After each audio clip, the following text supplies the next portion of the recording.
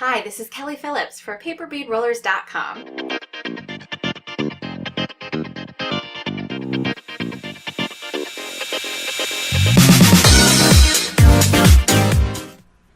I'm always looking for new ways for you to decorate your paper beads and to make them stand out. That often means that I look to other paper crafting hobbies for ideas.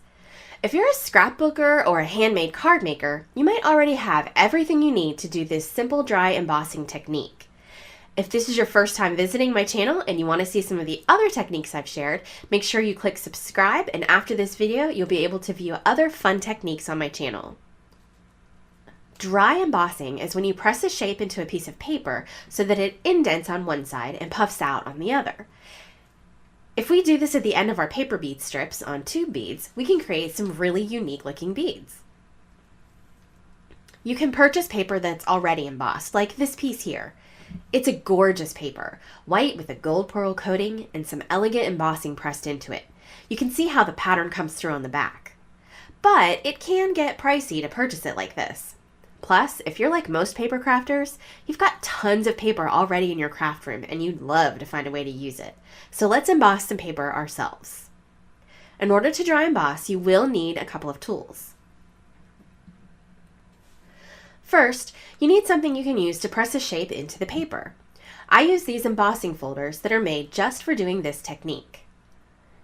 They are hard plastic folders that open up and you put your paper inside. Once the paper is inside, you need to put some kind of pressure on it to press the shape into the paper. There are machines on the market that are made for just this purpose, like the Big Shot machine that I have here. Or, if you don't want to invest money in a crafting machine, you probably have one of these guys in your kitchen. It's a rolling pin. You might have the longer one with the single roller, and that works too. Press pause, go grab it right now, and I'll show you how to emboss with it. You can also emboss with your brother's Scan and Cut if you have the right attachment. Now, if that's something you'd like to see a tutorial on, leave a comment below and let me know. I love to make tutorials that you guys request because then I know I'm giving you tutorials that you really want to watch.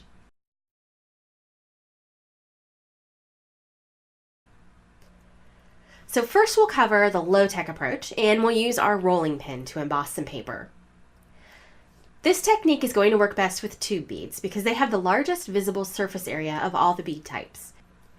You only need to emboss these last couple of inches at the end of your strip because the rest is going to be covered up.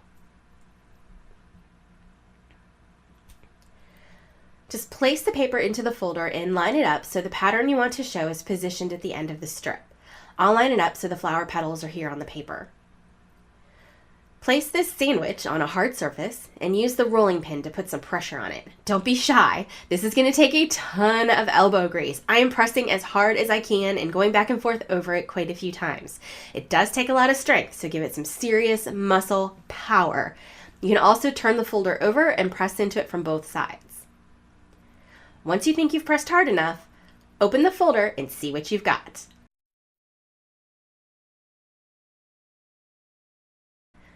If I bring this closer to the camera, you can see that the depth isn't consistent. There are areas that are less crisp, but it looks pretty good for using the manual technique. Now let's use the Big Shot. You'll see that this machine is going to give us a crisper and sharper end result.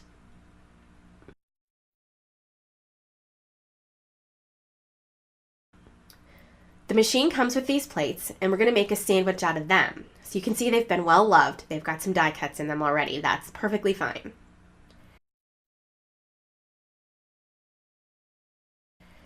Take your embossing folder and position your strip in the best spot for the pattern you want.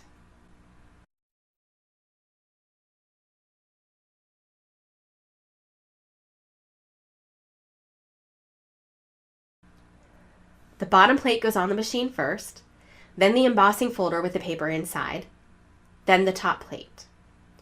Now, depending on how thick your sandwich is, you might need to put a piece of cardboard or a shim in it to make sure that you get enough pressure to create the emboss effect.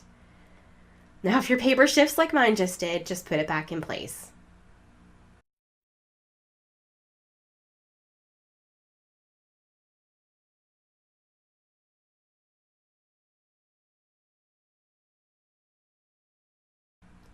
Now I'll feed it into the machine and I'll crank the roller to send it through.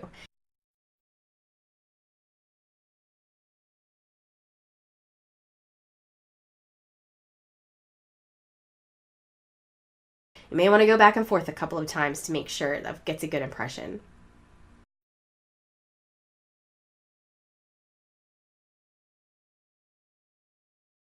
Let's see what we have. Very nice. It's super crisp and clear. Let's take a look at these two strips side by side and see what the difference is. There is definitely a difference between my manual emboss and the machine emboss. The machine emboss is much crisper, and it's going to result in a more dramatic pattern on the beads. However, the manual technique isn't terrible, and either one will work just fine. So let's go ahead and roll the beads. Rolling embossed strips is basically the same as rolling any other bead. The one thing that I have found in making these beads is that if you put too much tension on the strip, it will pull out the embossing a bit. Now that's particularly true for the paper that I've bought already embossed from the store. It doesn't seem to hold up as well as the paper I've embossed myself. So keep the pressure gentle as you roll. A little glue and we're there. Oh, I just love the way this looks. You can see on this pink one that the strip was cut a bit during the embossing process. Now that's fine. I'll just make sure that that gets glued down. I'm using the red capped paper bead roller from paperbeadrollers.com to roll these. It's the 3/32 inch size, so it's fairly small.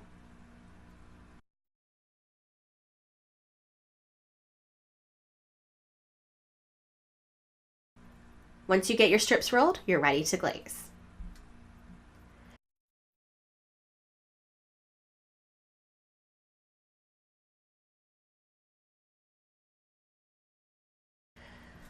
I like to use the Judikins diamond glaze for my beads.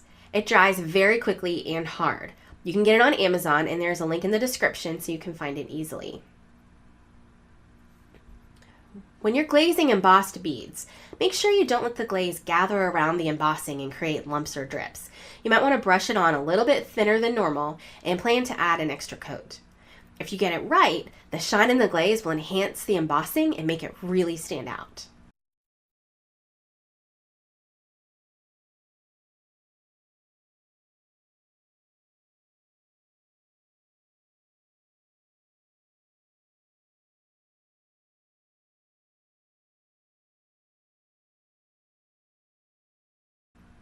While this dries, I'm just going to take a minute to remind you that if you haven't yet, click that subscribe button below and click the bell so you'll get notified when new tutorials go up.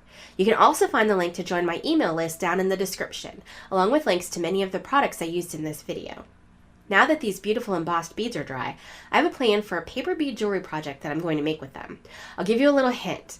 I'm making a gift for my best friend, Anne. She's in training this week with her new service dog, who's going to help her with a ton of tasks around the house. She's been waiting for her very special new furry family member for a long time. And you'll see that project, and maybe even a picture of Anne and Henry the service dog in my next video. Make sure you subscribe, and see you then.